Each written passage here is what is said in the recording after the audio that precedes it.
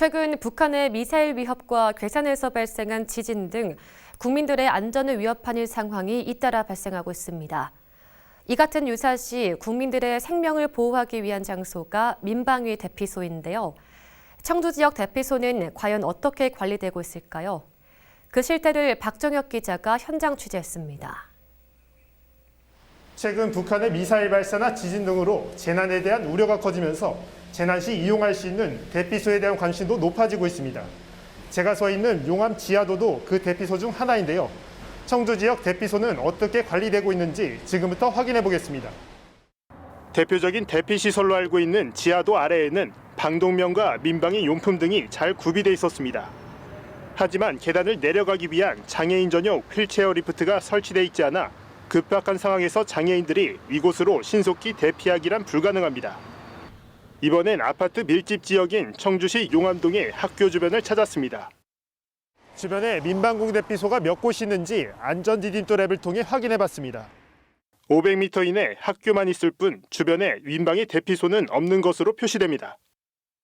제가 서 있는 충북체육회관 지하 1층 테라스만 민방위 비상구슬 시설로 지정돼 있을 뿐 500m 이내 민방위 대피소는 없는 것으로 표시됩니다. 인근 주민들도 주변에 대피소가 어디에 있는지 모르고 있었고 대피소를 안내하는 앱이나 검색하는 방법도 모른다는 반응입니다. 여기 대피소를 좀 안내해주는 앱이 있거든요. 혹시 이런 앱은 있는지 알고 계시나요? 몰라요. 대피소 내용도 잘 모르시고. 네. 이번엔 수용 가능 인원만 9만 3천여 명으로 청주시 상당구에서 규모가 가장 큰 대피소를 찾았습니다.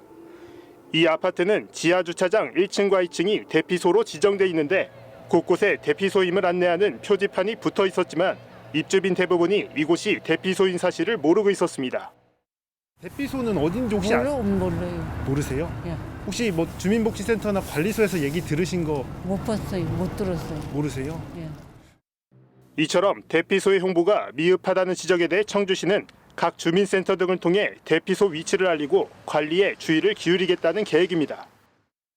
통장님들을 통해서 그거를 저희가 홍보는 행안부 전국적으로 홍보가 민방위 부분에서 홍보되고 있는 사항이거든요.